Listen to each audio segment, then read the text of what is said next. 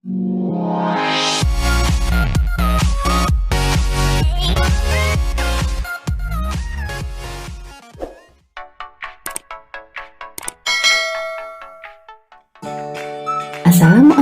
warahmatullahi wabarakatuh. Selamat pagi anak-anakku, siswa-siswi kelas 8. Jumpa lagi di YouTube channel Ida 2802. Video kita kali ini masih membahas bab 2, kedudukan dan fungsi Undang-Undang Dasar Negara Republik Indonesia tahun 1945 dengan materi melaksanakan dan mempertahankan Undang-Undang Dasar Negara Republik Indonesia tahun 1945.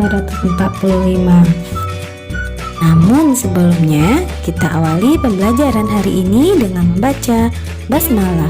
Bismillahirrahmanirrahim. Melaksanakan Undang-Undang Dasar Negara Republik Indonesia tahun 1945. Undang-Undang Dasar Negara Republik Indonesia tahun 1945 merupakan hukum tertinggi di Indonesia. Oleh sebab itu, semua orang yang berada di Indonesia wajib mematuhi semua pasal-pasal yang ada dalam Undang-Undang Dasar. Sebagai warga negara yang baik, maka selayaknya melaksanakan nilai-nilai Undang-Undang Dasar Negara Republik Indonesia tahun 1945. Maka kita juga ikut berpartisipasi dalam menjaga keutuhan Negara Kesatuan Republik Indonesia. Undang-Undang Dasar Negara Republik Indonesia tahun 1945 merupakan contoh konstitusi tertulis yang dapat dirubah. Hal ini tercantum dalam pasal 37 Undang-Undang Dasar Negara Republik Indonesia tahun 1945. Perubahan atas Undang-Undang Dasar terjadi karena adanya tuntutan rakyat agar terjadi perubahan atas Undang-Undang Dasar Negara Republik Indonesia tahun 1945, diikuti oleh MPR dengan membentuk Badan Pekerja MPR untuk mempersiapkan rancangan perubahan Undang-Undang Dasar Negara Republik Indonesia tahun 1945. Badan Pekerja MPR membentuk panitia ad hoc. Nah, jadi kenapa kita bisa melakukan perubahan terhadap Undang-Undang Dasar ini? Karena pada waktu itu ada tuntutan dari rakyat untuk melakukan perubahan, karena rakyat merasa telah terjadi berbagai penyimpangan-penyimpangan terhadap Undang-Undang Dasar Republik Indonesia ini. Di tengah proses pembahasan perubahan Undang-Undang Dasar Negara Republik Indonesia tahun 1945, panitia ad hoc menyusun kesepakatan dasar yang terdiri atas 5 butir, yaitu yang pertama, tidak merubah pembukaan Undang-Undang Dasar Negara Republik Indonesia tahun 1945. Yang kedua, tetap mempertahankan Negara Kesatuan Republik Indonesia. Yang ketiga, mempertegas sistem pemerintahan presidensial. Yang keempat, penjelasan Undang-Undang Dasar Negara Republik Indonesia tahun 1945 yang memuat hal-hal normatif ditiadakan dan akan dimasukkan ke dalam pasal-pasalnya atau batang tubuh. Yang kelima, melakukan perubahan dengan cara adendum. Artinya apa?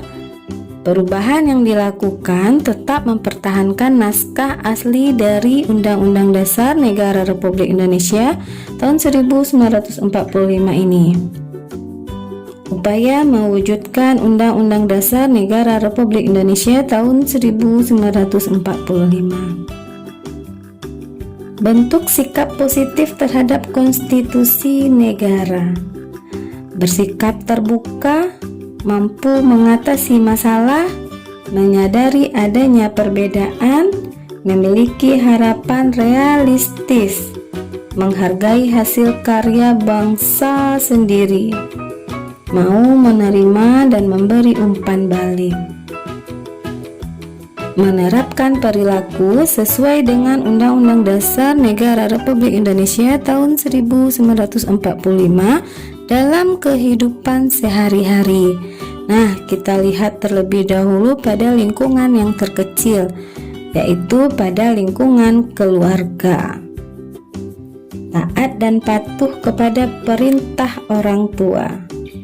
Terbuka terhadap orang tua atas permasalahan yang dihadapi. Saling menghormati sesama anggota keluarga. Bertanggung jawab terhadap tugas di rumah. Yang kedua, pada lingkungan sekolah. Apa pula itu contoh perilaku yang sesuai dengan Undang-Undang Dasar Negara Republik Indonesia tahun 1945 ini dalam lingkungan sekolah? Ya, taat dan patuh terhadap tata tertib sekolah. Bergaul tanpa membeda-bedakan teman. Terbuka terhadap kritik dan saran dalam diskusi. Bersikap jujur dan sopan kepada seluruh warga sekolah. Yang ketiga, pada lingkungan masyarakat. Apa pula itu contohnya? Mengikuti kegiatan Karang Taruna. Menjunjung tinggi norma-norma pergaulan. Mengikuti kegiatan yang dilaksanakan di lingkungan sekitar tempat tinggal. Yang keempat, pada lingkungan bangsa dan negara. Mematuhi dan mentaati peraturan yang berlaku, seperti mematuhi peraturan lalu lintas dan membayar pajak tepat waktu. Berpartisipasi dalam mensosialisasikan isi konstitusi kepada warga masyarakat. Melaporkan kejadian peristiwa pelanggaran konstitusi pada pihak yang berwajib. Baiklah Ananda, selesai sudah pembelajaran kita pada hari ini. Semoga apa yang sudah kita pelajari dapat bermanfaat dan bisa kita terapkan dalam kehidupan kita sehari-hari. Tetap semangat dan lakukanlah hal-hal yang positif. Dan kita akhiri pembelajaran hari ini dengan mengucapkan hamdalah. Terima kasih.